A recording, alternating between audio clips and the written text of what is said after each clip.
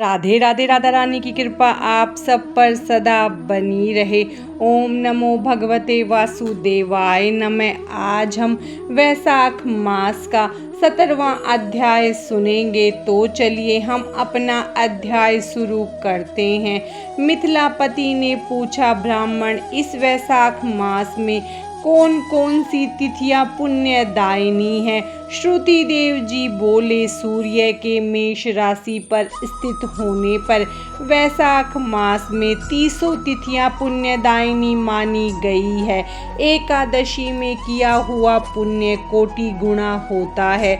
उसमें स्नान, दान, तपस्या, होम, देव पूजा, पुण्य कर्म एवं कथा का श्रवण किया जाए तो वह तत्काल मुक्ति देने वाला है। जो रोग आदि से ग्रस्त और दरिद्रता से पीड़ित हो, वह मनुष्य इस पुण्यमयी कथा को सुनकर कृतकृत्य होता है। वैशाख मास मन से सेवन करने योग्य है, क्योंकि वह समय उत्तम गुणों से युक्त है। दरिद्र, धनाढ्य, पंगु, अंधा, नपुंसक, विधवा, साधारण स्त्री, पुरुष, बालक, युवा, वृद्ध तथा रोग से पीड़ित मनुष्य ही क्यों न हो, वैशाख मास का धर्म सबके लिए अत्यंत सुख साध्य है। परम पुण्य वैशाख मास में जब सूर्य मेष राशि में स्थित हो, तब पाप नाशनी अमावस्या कोटि गया के समान फल देने वाली है। हे राजन, जब पृथ्वी पर राजऋषि सार्वणिक का शासन था, उस समय 30वें कलयुग के अंत में सभी धर्मों का लोप हो चुका था। उसी समय आनर्त देश में धर्मवरण नाम से विख्यात एक ब्राह्मण थे। मुनिवर धर्मवरण ने उस कलयुग में ही किसी समय महात्मा मुनियों के सत्र याग में सम्मिलित होने के लिए पुष्कर क्षेत्र की यात्रा की। वहाँ कुछ व्रतधारी महर्षियों ने कलयुग की प्रशंसा करते हुए इस प्रकार कहा था, सतयुग में भगवान विष्णु को संतुष्ट करने वाला जो पुण्य 1 वर्ष में साध्य है, वही त्रेता में 1 मास में, द्वापर में 15 दिनों में साध्य है। परंतु कलयुग में भगवान विष्णु का स्मरण कर लेने से ही उससे 10 गुना पुण्य होता है। कली में बहुत थोड़ा पुण्य भी कोटि गुना होता है। तो एक बार भी भगवान का नाम लेकर दया दान करता है,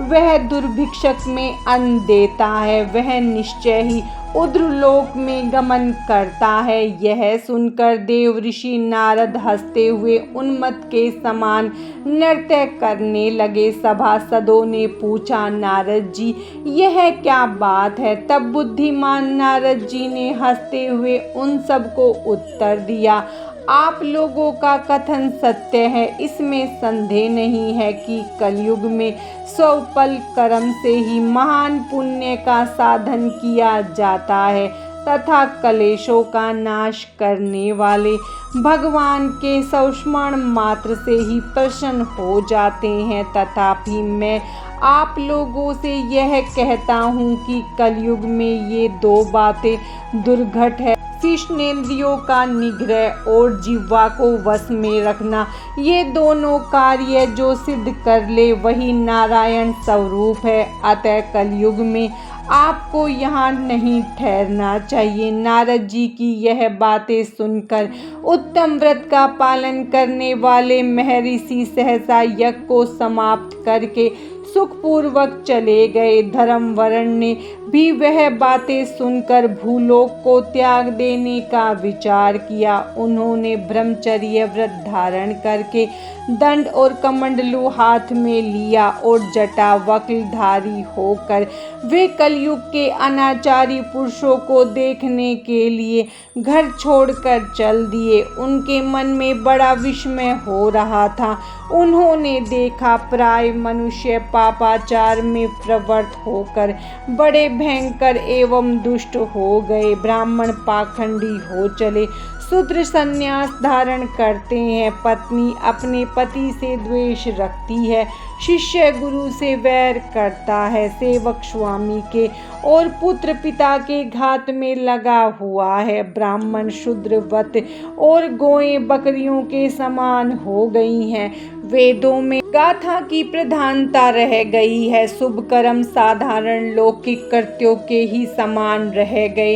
इनके प्रति किसी की महत्ता बुद्धि नहीं है। भूत प्रेत और पिशाच आदि की उपासना चल पड़ी। सब लोग मैथुन में आसक्त हैं और उसके लिए अपने प्राण भी खो बैठते हैं। सब लोग झूठी गवाही देते हैं। मन में सदा छल और कपट भरा रहता है। कलयुग में सदा लोगों के मन में कुछ और वाणी पे कुछ और तथा क्रिया में कुछ और ही देखा जाता है। सबकी विद्या किसी न किसी स्वार्थ को लेकर ही होती है और केवल राजभवन में उसका आदर होता है। संगीत आदि कलात्मक विद्याएं भी राजाओं को प्रिय है। कली में अधम मनुष्य पूजे जाते हैं और श्रेष्ठ पुरुषों की अवहेलना होती है। कली में वेदों के विद्वान ब्राह्मण दरिद्र होते हैं। लोगों में प्राय भगवान की भक्ति नहीं होती। पुण्य क्षेत्र में पाखंड अधिक बढ़ता जाता है। शूद्र लोग जटाधारी तपस्वी बनकर धर्म की व्याख्या करते हैं। सभी मनुष्य अल्प आयु दयाहीन और शठ होते हैं। कली में प्राय सभी धर्म के व्याख्याता बन जाते हैं और दूसरों से कुछ लेने में ही उत्सव मानते हैं। अपनी पूजा कराना चाहते हैं और व्यर्थ ही दूसरों की निंदा करते हैं। अपने घर आने पर सभी अपने स्वामी के दोषों की चर्चा में तत्पर रहते हैं। कली में लोग साधुओं को नहीं जानते, पापियों को ही बहुत आदर देते हैं। दुराग्रही लोग इतने दुराग्रही होते हैं कि साधु पुरुषों के एक दोष का भी ढिंढोरा पीटते हैं और पाप आत्माओं के दोष समूह को भी गुण बतलाते हैं। कली में गुणहीन पुरुष दूसरों के गुण न देखकर उनके दोष ही ग्रहण करते हैं। जैसे पानी में रहने वाली जोक प्राणियों के रक्त पीती है, जल नहीं पीती, उसी प्रकार जोग के धर्म से संयुक्त हो मनुष्य दूसरे का रक्त चूसते हैं। औषधियाँ शक्तिहीन होती हैं। ऋतुओं में उलटफेर हो जाता है। सब राष्ट्रों में अकाल पड़ता है। कन्या योग्य समय में संतान उत्पत्ति नहीं करती। लोग नट और नर्तकों की विद्याओं से विशेष प्रेम करते हैं। जो वेद वेदांत के विद्या में तत्पर और अधिक गुणवान है, उन्हें अज्ञानी पुरुष सेवक की दृष्टि से देखते हैं। वे सब के सब भ्रष्ट होते हैं। कली में प्राय लोग श्राद्ध कर्म का त्याग करते हैं, वैदिक कर्मों को छोड़ बैठते हैं। प्राय जिह्वा पर भगवान विष्णु का नाम कभी नहीं लाते। लोग श्रृंगार रस में आनंद का अनुभव करते हैं और उसी के गीत गाते हैं। कलयुग के मनुष्यों में न कभी भगवान विष्णु की सेवा देखी जाती है, न शास्त्रीय चर्चा होती है, न कहीं यज्ञ की दीक्षा है, न विचार का लेस है, न तीर्थ यात्रा है और न दान धर्म ही होते देखे जाते हैं। यह कितने आश्चर्य की बात है। उन सब को देखकर धर्म वर्ण को बड़ा भय लगा। पाप से कुल की हानि होती देख अत्यंत आश्चर्य से चकित होकर वे दूसरे द्वीपों में चले गए। सब द्वीपों और लोकों में विचरते हुए बुद्धिमान धर्म वर्ण किसी समय कौतूहलवश पितृलोक में गए। वहां उन्होंने कर्म से कष्ट पाते हुए पितरों को बड़ी भयंकर दशा में देखा। वे दौड़ते रोते गिरते पड़ते थे। उन्होंने अपने पितरों को भी नीचे अंधकूप में पड़े हुए देखा।